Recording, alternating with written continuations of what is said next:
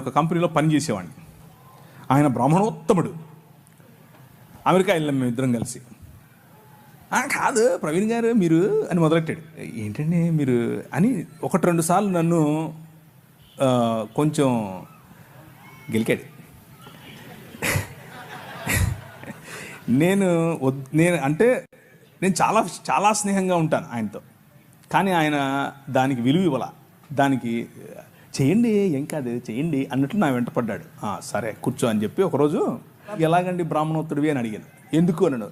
నువ్వు అసలు సముద్రాలు దాటకూడదు కదా, 7 దాటి వచ్చావు, ఇప్పుడు ఎట్లయితావు నువ్వు అని అడిగా.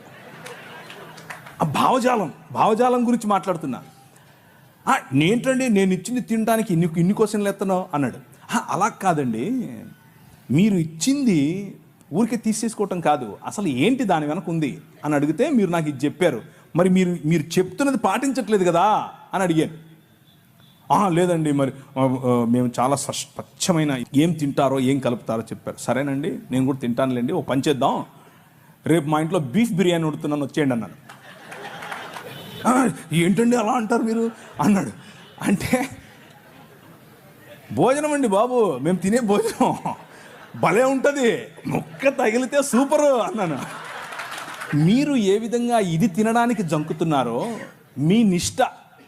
మీ నిష్టలో ఇది తినకూడదు అన్నది మీ భావన, తినరు. అలాగే మా నిష్టలో అది తినకూడదు అన్నది భావన, దాన్ని అర్థం చేసుకోండి. అంతేగాని పద్దానికి వచ్చి మీరు ఇలా క్వశ్చన్లు చేస్తే నేను కూడా క్వశ్చన్ చేయాల్సి వస్తుందని చెప్పాను. బీఫ్ బిర్యానీ సూపర్ ఉంటుంది, దోశ వేసి పెడతా అన్నాను.